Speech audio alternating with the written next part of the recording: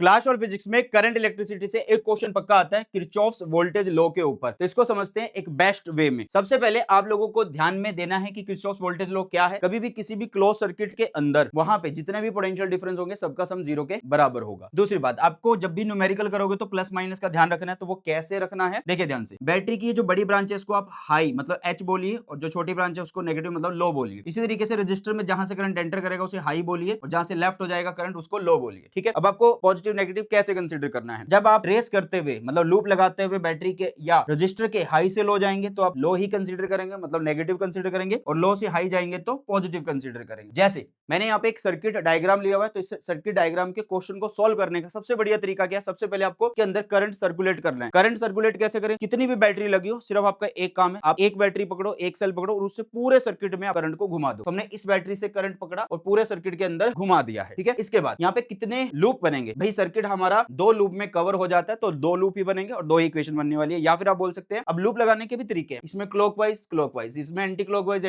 या clockwise anti clockwise, आपकी मर्जी है। आप पूरे में भी लगा सकते हैं लूप या एक छोटे में लगा सकते हैं, तो ऐसे भी कर लोगे। ठीक है, चलिए अब यहाँ पे मैंने क्या किया हुआ है, मैंने ये वाला एक लूप लिया ऐसे। ठीक है, तो जब मैं ए से बी जा रहा हूँ तो मैं लो से हाई जा रहा हूँ तो ये +5 लिया। इस तरीके से यहाँ ये हाई है ये लो है तो माइनस कंसीडर करेंगे। यहाँ का जो भी पोटेंशियल डिफरेंस है मतलब रेजिस्टेंस इनटू में करंट कर देंगे। यहाँ से यहाँ कोई भी पोटेंशियल ड्रॉप नहीं है, यहाँ से यहाँ हाई से लो फिर से नेगेटिव, यहाँ का ड्रॉप पोटेंशियल ड्रॉप, और लो से हाई तो +10 = 0। इसको सोल्व करने के बाद हमारे पास इक्वेशन आ गई है। ऐसे ही आप दूसरी इक्वेशन बना के बाकी ब्रांच के करंट को बताइए कमेंट सेक्शन के अंदर।